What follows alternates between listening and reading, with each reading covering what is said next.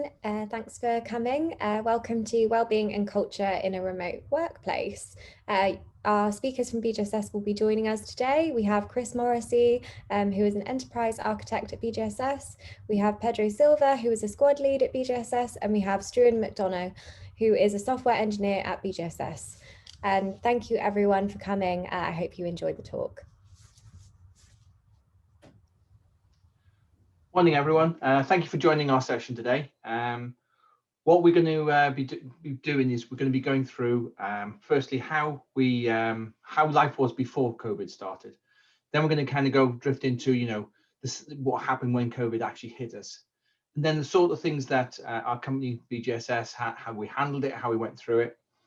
Then we're going to have a talk about maybe around how hybrid working may be affecting us. Then we're going to be talking with Struan about his personal experience throughout this process, and then we're going to have a little discussion at the end about that.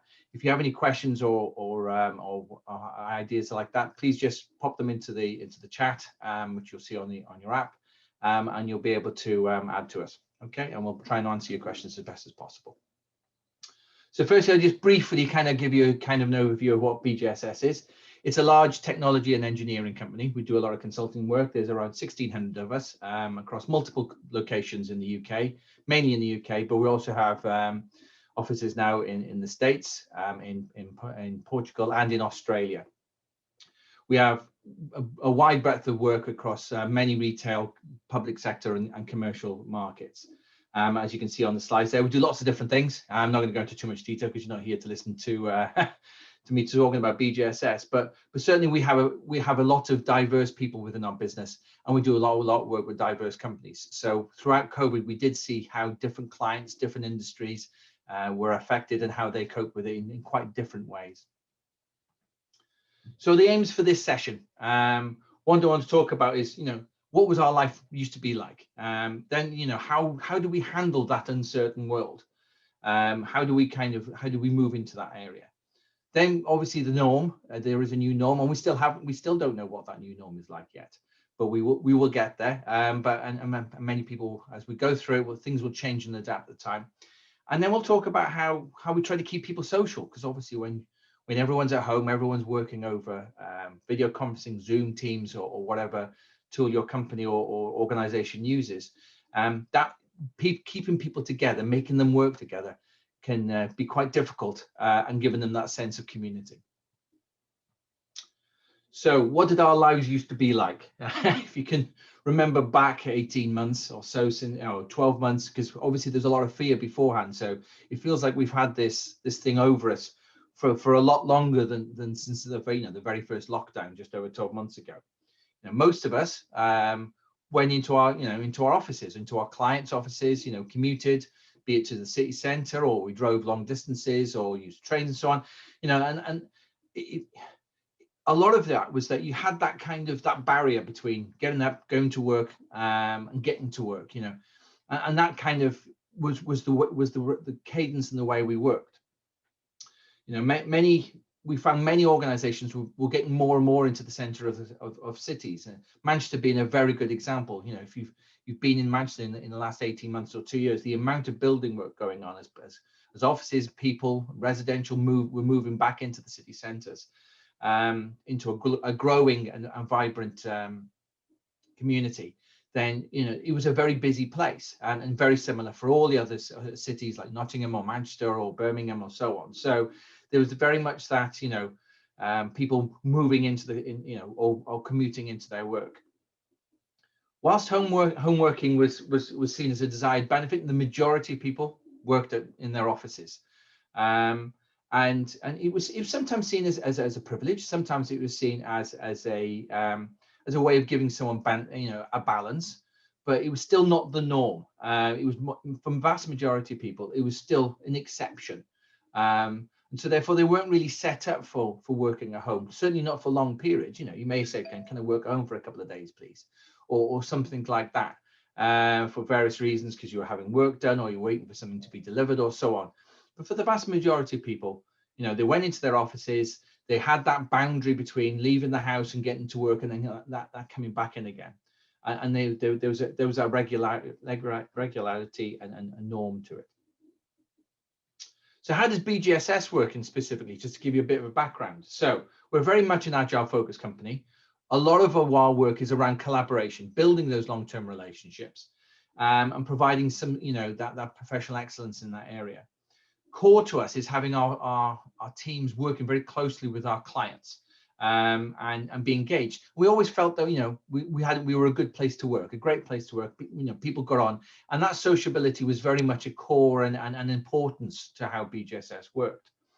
Whilst we were split across multiple sites, and we had lots of different skills, and especially as it wasn't just our own sites. A lot of the time we were on client sites, either often or even the majority of the time for some of our client-based teams.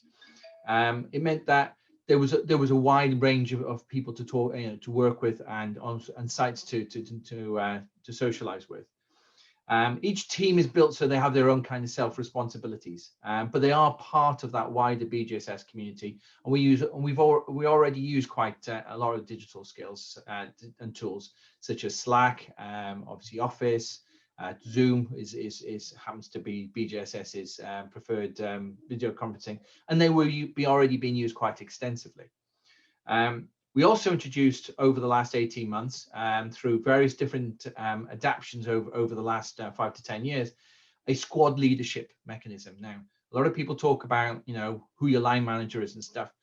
BJSS wanted to call it squad leadership more because they wanted to talk about leading people rather than managing people. It's a subtle difference, but it's mainly there to allow people to just feel they are empowered to make changes. That may or not always be perfect, may not always be possible, but the aim is there to kind of allow people to look after their own careers, and if they're looked after and they're happy, they'll do some great work. And when they do some great work, then our clients profit, and then ultimately the company profits. So it was very much around the focus on pastoral care rather than dictating to someone how they do their job, about well-being, about mentoring and coaching them for the staff to be able to come to be their best. So it's certainly a focus on community and trust over management and micromanaging. So going back to a kind of a slight, what happened on, in that very close period. So we had 1,500 odd people, as we were talking about, 15, not working at home, working in their offices, working with their clients. And we went from, the general BJSS 15 sites plus our client sites to hundreds, if not thousands of sites. So suddenly there was a huge amount of pressure on our systems, on our ways of working, going from working closely together to being completely separated. So companies were given, we weren't alone. Companies were given no choice but to adapt. Some of those companies would adapted quickly. I think we were quite lucky that because we already had this concept of you could work with a client, you could work in a BJSS office. Our systems were set up so that we were more mobile than I think some of those who are always based in a single place all of the time. We had to recognize that our staff generally didn't have ideal environments. Some people would have been sharing flats with friends, so that they didn't have additional space, so they were working from their bedrooms. We probably not having ideal desks or chairs, not having extra monitors, especially if you're in IT development and consulting. Having extra screen space is helpful, so we had to make sure that they were working well. There was a rapid uptake in remote access, obviously, and especially being able to access clients on-premise systems, where before that you would go into the office, you would connect to the client's network. Now you couldn't do that, so there was a huge pressure on the IT support to enable VPN access, to be able to get people to even work and collaborate well together. It also meant that some of our core tools for delivering work, which workshops, collaboration teams, ideation sessions, and so on, became that much more difficult. We don't need to tell you that in Zoom or Teams or whatever, it's very hard to have multiple people talking at the same time. It makes those workshops very, very more stilted, and much more structured, more than sometimes we would like. You couldn't have the split into 3 or 4 groups easily, and you stick a post-it note on a board. yes, things like Teams have breakout rooms and stuff like that, and it does help. But it did mean that we had to adapt how those core tools of our agile enterprise methodology meant that we had to actually think about how we use those tools better. As I said, social interactions became much more stilted and single tracked, and that's not just about talking about when you're in the actual meetings, when you're talking, going into the kitchen, making a cup of tea, or greeting a customer when they come to the office, or vice versa. There's lots of those little things where you're talking, working together, talking about things that are not work. Those sort of conversations became very much harder. You also lost a lot of bonding, and you lost a lot of that sort of friendliness, that trust building environments that you normally would have. It also meant that going back to that boundary point, the downtime between work periods and leisure just blurred. I certainly have been guilty of it, and many of my colleagues have, where you come downstairs, you have a bit of breakfast, start checking your work, and then suddenly it's 6:30 in the evening, and you've not got up from the desk other than to go grab a quick sandwich and stuff, and then you kind of keep going back because there's an email come in and stuff. That sort of, it's not that the company's asking you to do that, it just kind of, you fall into it, especially because you're not being able to go out anymore, you're not being able to do some other stuff a lot of the time.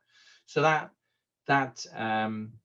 blur between working and home life has become very prominent, I feel, and that's something we really need to have a think about. I'm going to pass over to my colleague Pedro now. He's going to have a talk about how we handled this change and further on. Thanks, Chris. Yeah, so I think it's interesting. You talked about a lot of the issues that we all faced, a lot of the disruption that the pandemic brought on workplaces and personal lives as well. And from our perspective, we probably addressed it in a number of different phases, not necessarily cleanly between them, but in specific steps that we thought made the most sense for the well-being of our staff, and then later on, in relation to our culture as well. So the three different phases and areas that I wanted to talk about were, we started off with focusing on ensuring safety. Then once we had that in place, we focused on achieving balance. And then finally, looking towards the future in creating some sustainability for our staff in this new normal. The reason why I say we focus on ensuring safety first and foremost is because I think everybody that's listening in, probably got used to hearing the term unprecedented times when this all, started off. It was a term that was, thrown around by everyone, either on TV or in your workplace. And because it was, unprecedented times, it was also, a moment of a lot of uncertainty for a lot of people. First and foremost, when it came to, making sure that they felt that they were safe and had the protections in place to continue to work whilst adhering to the restrictions and all of the safety measures that were being championed by the government at the time. So as a squad lead, in our pastoral care, that became, in those initial couple of months, our main priority. We established workplace representatives who, this was across all our different offices, in particular here in Manchester as well, who are able to assess the safety concerns of every individual within the business. It was important for us to really understand everybody's personal circumstances and if there's anything that we could do to help with those individuals. Most importantly, what were their perceived risks, given there could be their medical situation or their family situation, and how we could assist them in mitigating any foreseen risk that they felt in either sort of traveling into work or in working from home or whatever arrangement we had to set up very, very quickly during the initial phases of lockdown. I think one of the important lessons that we learned from that process was how important it was to provide people with very fast and speedy updates and communications on what we were looking to do, we tried to stay ahead as much as possible of the events, as in, they were changing all the time. But when there was an update in the news from the government, we tried to be in a position where we could very readily provide our own staff with what that means for us and how we're going to adapt. And I think a lot of the feedback that we had was that that was really useful, given all the uncertainty and everything that was happening. Having that reassurance and sort of knowing that we were willing to adapt and change as quickly as possible was really useful for people and their also overall experience here. One of the other things as well was helping and supporting people that never had a home office before. So, all of a sudden you have to start working from dining tables, you have to start working from, your own bedrooms. So, we put on a lot of effort on making sure that people had the equipment necessary. We established a loan program for office material for those individuals that required it. To try and support those individuals as much as possible. So if you were potentially at risk and you felt that you had to a shield as soon as possible, we tried to assist by making sure that you had everything that you needed to work as productively as possible and still be able to collaborate remotely from your individual location. Next slide, please. So once we got through that initial phase and we got into a steady rhythm of remote working, interestingly, I think for our personal experience there was an initial concern as to whether or not we would be able to adapt in an effective way. And I think, everybody did a fantastic job given those circumstances. We didn't really see a massive impact on, for example, deliverables or people being able to collaborate. I think in that true sort of British spirit, everybody got on with it and found a way to make it work. But what then became the real concern for us from a pastoral care perspective was ensuring that people could then have balance in the way that they work. As we probably sort of discussed very briefly, one of the challenges of working remotely is that separation of work and home life. You're not necessarily in an office, so you don't have those small opportunities for conversations that aren't work related, for debriefs, to get to know your colleagues, to just have a bit of a mental break really from what you're doing and your day to day. So it was really, really important for us to focus on that support in that space and provide that pastoral care. We wanted to keep it very, very personal and flexible as well, because well-being is very much a personal and subjective experience. So what we try to do as squad leads is really understand each individual member of our team and find out from them what it is that we should be doing to help them break from patterns where they're probably overworking or they're not giving enough time for themselves to have a break. So some of the things that we did was provide individuals with the opportunities to do that. So remotely, obviously that's challenging, but we, for example, instituted tea breaks in everybody's calendars that you could jump into if you wanted to. We had a campaign around encouraging people to do that as well, making sure that they knew that it was absolutely okay to do that. Come and join us for 15 minutes. We're just having a chat about nothing. Grab a brew, grab a tea, and let's just have a bit of a break.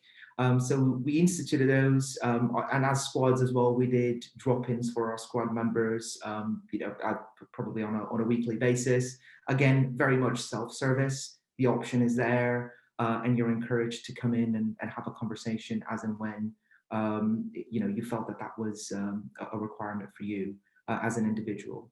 And in terms of keeping that collaborative culture going, we tried to do lots of different themed events or themed months to create a sense of community within the staff in general. So for Christmas, we did a month-long festival themed a series of events, a lot of that focused on, again, not on work, purely on having a bit of fun. There were some events where you could bring family into the mix as well, because we appreciated that, you know, you're remote, you're working at home, you're locked down, not just on your own, but also with your kids and with your family. So it was a way to sort of help and, you know, individuals sort of integrate into the overall culture of BJSS through a lot of different options. Then, you know, most recently in February, we had an entire month focused around mindfulness and around, again, you know, mental well-being, looking after yourself, all part of this focus really on making sure that people knew it was okay to take that break and not necessarily blur the line to the point where they're overworking whilst being remotely at home. Next slide, please. So I suppose now the conversation is more on, you know, what do we do going forward and how do we build a model that is sustainable in the future? Because we're not all going to stay remote forever. There are some benefits to, you know, seeing people face to face as well. But I think what we learned in our journey so far is that the flexibility and that personalization of what we've done so far has worked really well. So I think we wanted to potentially keep that going forward in whatever hybrid model of work that we land on. We're looking at or have been discussing a number of different approaches to this, but again, as I said, you know, the flexibility and empowerment is going to be a key element of that. We're going to probably phase in the hybrid work model, given the fact that, you know, that transition back to working a couple of days in an office or a couple of days at home is probably going to be just as difficult as, you know, abruptly going fully remote was. I had a conversation with someone the other day where they talked about, you know, having to come into the city centre for the first time after a long time, and they said, you know, at the moment, I'm at home, I know what's happening, like my kids are there, whereas when I had to do this thing, I had to come into a specific time, all those systems that were in place that, you know, made the household run like a well-oiled machine weren't there, and I forgot my keys, and I forgot I had to do this, and I had to do that. You know, it seems simplistic, but I think everybody's going to have to find a way to adapt to that. And as an organization with so many different projects, so many different sizes of teams, what we want to do as well is have, you know, flexible working patterns that are able to respond to the changes within those particular projects and teams themselves. So the empowerment will be down to them to determine, you know, what sort of flexible working pattern makes more sense for whatever stage they might be in that project's, you know, delivery, or if a team is forming and they see value in, you know, meeting face to face in the long term, then, you know, that's something that we'd like them to be able to determine. And I think that then allows for the creation of a pattern that is suitable to all the members that are going to be involved in that. And I think one of the most important things going forward that are likely to change is the use of our own office space. So, you know, when we return to some form of normalcy, or another cliche, the new normal, you know, our offices are going to have to reflect different working patterns as well and be able to support that. So, you know, there's a big conversation around having collaboration areas for those teams that, or individuals that want to come in for that, you know, face-to-face collaboration. There's obviously going to be, you know, going forward, a continuing focus on hygiene, of course. But also, along with collaboration areas, quiet areas for those individuals that maybe, you know, the remote setting is actually noisier than, you know, a setting in an office. So, you know, we'll be able to then provide them with the option to come in for, you know, a bit of a quiet space for them to work and, you know, be more productive if that's what they think that they'll be able to achieve. And I think also an office space that's fun. You know, where people can, again, break away from their daily routines and ensure that they are looking after themselves, not just physically, but also mentally. Okay. So I'm going to pass you on to Shura now, who is going to tell us his personal take during all of these changes that we've discussed. Thank you, Pedro. So, like many of us, once the first lockdown came about, everything was thrown up into disarray. Nobody knew what was happening. The media was sending information left, right, and center, and I actually found myself checking the coronavirus tracking page every day just to see what was happening. And what this led to is a lot of confusion and a lot of anxiety, really. So we're working from home, hadn't done this before, and everything is spinning around. The whole world is spinning, and what you need to do is be able to find some way to ground yourself. And what I was finding is I was working and eating at the same desk. Didn't have a dedicated room to work in, so I was working from the kitchen table. And what I'd find at the very beginning was, before I managed to strike a balance, I'd be sat there, I'd be starting work at 8, I'd be having lunch at the same spot, and then I'd be continuing to work into the evening. And it's really because of all these changes, being able to strike the balance and being able to strike the work-life balance. And instead of allowing myself to be overwhelmed by it, I started thinking about what in this world I could actually control. So there's two types of problems. There's those which you are able to control and those which you can't. And it's really about identifying which are which. So one of the first things I did was I needed to find a division between the day and the evening. So one little thing I try to do is to change my environment in subtle ways in order to be able to show that this is an evening space or this is the workspace. So it's the same space, but small little things that you can change. For example, I have a table from IKEA, and it's one of those tables which is able to fold. So during the weekdays, what I do is I have it at full size, and on the weekends, I put it at half size and tuck it away in the corner. So at least visually, I'm able to see that this is a different workspace. And I do a number of rituals once I've closed the laptop lid at 5 p.m, which is to let my mind know that it's actually the end of the day. So it's lighting a candle, just unwinding, having a shower, changing clothes, just a small series of little rituals helps you understand that this is my own space, this is my own time now. And the second thing which I really needed to look into was, of course, as I mentioned, the anxiety. Nobody knew what was going to happen, what was happening. Nobody knew at the time that there was actually going to be a vaccine on the way.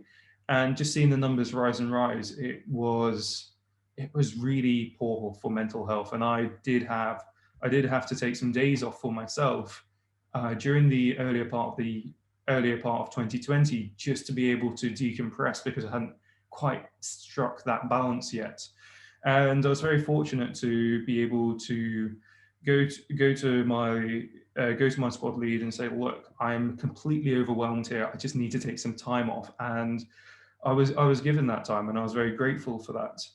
And so I realized that this anxiety was coming from checking the COVID dashboards, walking along the street to do your shopping, and people taking a wide berth around you because everyone is as terrified as each other. And I even remember going to a restaurant over summer when the restrictions had released a bit. I remember going to this restaurant, and there's absolutely no social distancing. There were dozens of people packed in this restaurant, and I had to leave early because I just wasn't used to being around people. And it really changes where your head is. Now, one of the first steps I took in order to really create this safe mental space was to stop checking the news every day. As in what the news is very good at is keeping you up to date, but you have to decide just how up to date you really need to be. So one thing I did was I checked the news at the beginning of the weekend, and then that would be it. And then I'd wait another week and then check the news again. And actually, I felt that was really bringing down the anxiety somewhat. And also, I tried meditation, and meditation is one of those things which you don't see the results of particularly quickly. It is something that needs to have sustained effort over a long period of time before you actually start to see any benefit from it. So there's a couple of stop starts with that, trying to do meditation for a week, seeing that it wasn't doing anything, giving up, and then maybe 2 months later I decided to stick to it. And I'd say after maybe 2 to 3 months, I actually really started to feel far more calm. And when there were situations which usually I would have completely freaked out about, it gives you more tenacity and calmness towards these sorts of things. And the other really big issue I was coming across was just the social space. Joining a project which is completely virtual, you have people joining the project all the time, so new starters, people like that, and you really don't know who your co-workers are. So I've been working with people for 12, 15 months, and I still don't know them particularly well. Usually by this point in standard office working, you would get to meet people outside of work. You would do these events, go to the pubs after work, and really just get to connect. And it was really missing this connection. So within one of the projects I was working on, I decided, okay, we need something to do in order to just allow people to talk to each other outside of the work setting. So within this project, I set up what was called a virtual sauna. So the idea is you just go there and you just let off steam. And given that it was quite a high intensity project, people very much appreciated this, because you could just sit there Friday evening for half an hour and just talk about whatever you want to do. And that was actually really popular. It was at the same time, just encourage as many people as possible to come along to it. And that was where these connections started happening. And I realized that I had some common areas of interest with other co-workers. And actually, I'm going to be going climbing with one of my co-workers within the next couple of weeks, because I found out that he's a climber as well. And without those saunas, I would have never found that. So it's a really great way of creating those connections.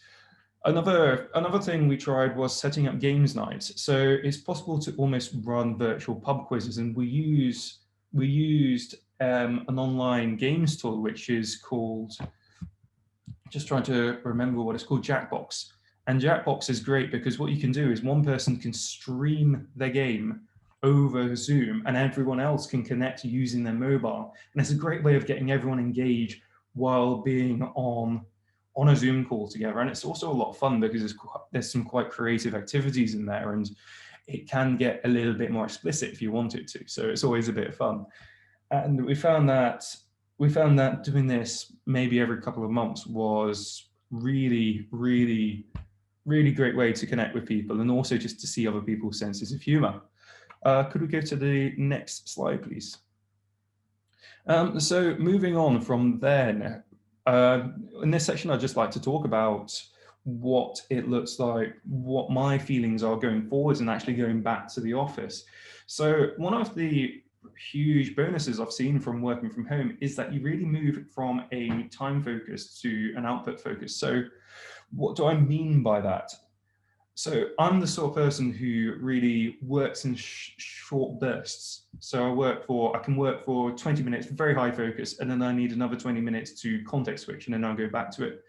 Now, in the office environment, traditionally, this doesn't look particularly good. Like if you're at your desk for 20 minutes and then you're walking around chatting to people for 20 minutes, in the sort of traditional way of measuring progress and measuring all of that, it looks like I'm completely scatterbrained. But I found that this is the best way of work, and actually being able to have that flexibility to get up and not feeling like I'm being judged for it has meant that I've been able to produce more than I ever have been within the office, while also being able to explore different interests. So just being able to get out off the seat, have a walk, maybe look at some personal development. I found that sort of cadence has been really, really clear for me. Another point which I really enjoy now is that I no longer have to commute to work. So for me, I would be getting up at 6:30 in the morning in order to get to the office at 8, and that would involve a long drive and then walking through the Manchester weather, which in the middle of winter isn't particularly fun, especially learning all the flagstones which are going to drench your trainers. So that's not fun. And I've managed to save about 2.5 hours every day, and that's given me the time to really explore other interests. I'm able to actually spend an hour every day studying Russian now because that's one of my interests. And I've also had the opportunity to work with people in different offices who I would have never met in any other circumstances. So previous project I was working on, we had people from Scotland, we had people from Berlin, we had people from Nottingham, all working together. And it means that you have a much wider pool of people who you're able to work with. And it's a great way to connect with people who you would never have come into contact with by yourself. But all of this being said, it still misses that personal touch. You're never going to, I don't think it's possible to have the same level of connection with other people when you're still working completely remotely. And that's why I think the hybrid model is going to be the best of both worlds. Because if you have cadence where you're able to meet up with your team maybe once a week or once a fortnight, you still have that personal connection while retaining most of the benefits of the remote working. And I'm really looking forward to seeing what the next 3-4 months are going to look like as things move to normal and as the hybrid model is adopted. Could we go to the next slide, please?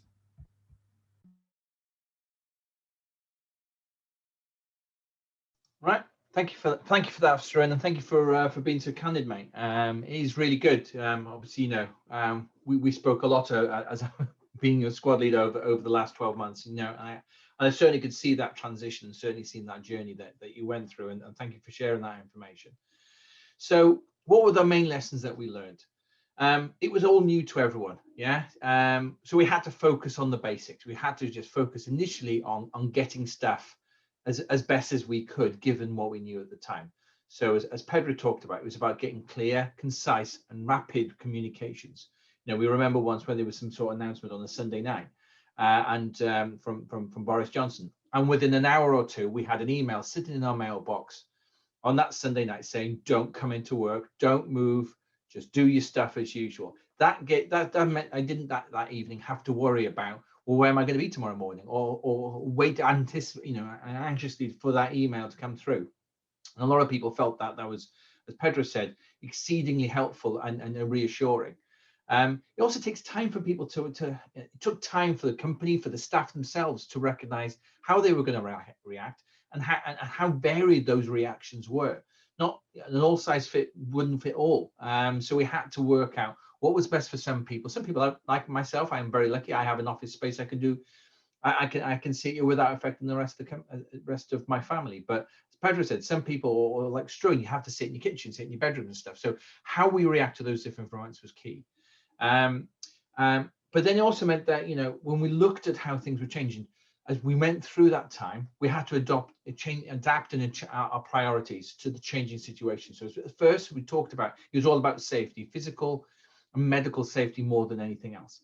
But then we had to really start exploring around the mental health and the ability to work sensibly with that balance. And now we're moving into that. How do we sustain what we've learned, what we got best, as Struan said, about home working, and combine that with all the strengths, the sociability, the collaboration aspects of working in an office together? How do we combine both without losing either one's strengths? And throughout this process, it's been the difficulty has really been trying to maintain that culture, that community. Just the aspect that only one person can talk at a time, or in a group of 12, meant that you lost some of that chit chat, you know, that little bit of talking here and there, because everyone had to listen to just one person. You couldn't have, you know, even though we have breakout rooms, how often do people actually use that stuff? Because it feels like you're running away from each other. You know, you wouldn't do it in an office. You wouldn't do it in a conference room, you know, go in there or huddle and not let anyone speak, because that's what the breakout room looks like. So trying to keep that sociability and the month-long of initiatives Pedro talked about helped us kind of generate that. Not everyone wanted to do it. Not everyone is into that sort of stuff, and that's fine, but it was there if you wanted it. And it was there, and if you wanted more, then you could always ask for more and work with people on it. So there was a lot about self-responsibility and about a lot of people just doing stuff together because it would be cool to do it. And finally, trying to understand how we bring new starters or new people joining into projects. BJSS has grown quite significantly throughout the COVID events. And so some of those people who've started with BJSS have never physically met anyone they're working with, and that can be quite difficult. So trying to work that out, we've made some mistakes. We saw that we needed to make sure that when someone started, that there were that constant feedback, that constant talking to someone to ensure that you weren't isolated, that you started working and you're never seen again. So a lot of that burden came down on the delivery leads within their projects, within technical leaders, and with the squad leads, so to ensure that someone wasn't isolated and didn't feel like they were just on their own, working on the stuff that had been sent to them. So and that meant that as we move forward, we need to kind of again capitalize on those lessons and learn how best we can from that. So thank you very much. That's the end of what we wanted to fully present. If there are any questions or any thoughts, then please send them to us. We'll be happy very much to answer those questions. Is there anything you'd like to add there, Pedro or Struan? Not for me, thank you. No, I think we covered most of what we wanted to say. Super, thank you very much. Hi everyone. For those not familiar with Zoom, to ask a question, you just need to press the icon at the bottom that says Q&A. It will bring a pop-up on your screen, and then you can write in any questions that you want to ask. We'll hang around for the next 30 seconds in case anyone wants to put a question in there. Thanks so much, everyone, and thanks to our speakers. That was a brilliant talk. Thank you. I'd like to share the share what we found, because I'm sure that a lot of people have felt the same thing, and knowing that you're not alone, and that you are allowed to feel a bit anxious or feel a bit uncertain about stuff. I think certainly for me made a difference, and I think that the BJSS really helped me on that aspect. Brilliant. Okay. Does anyone have any questions for each other before we go offline? Don't think so. No, I think we covered each other's questions, so that's great. So thank you. Okie doke. Brilliant. Well, thank you everyone for coming, and thanks to our speakers. Thank you. Thank you.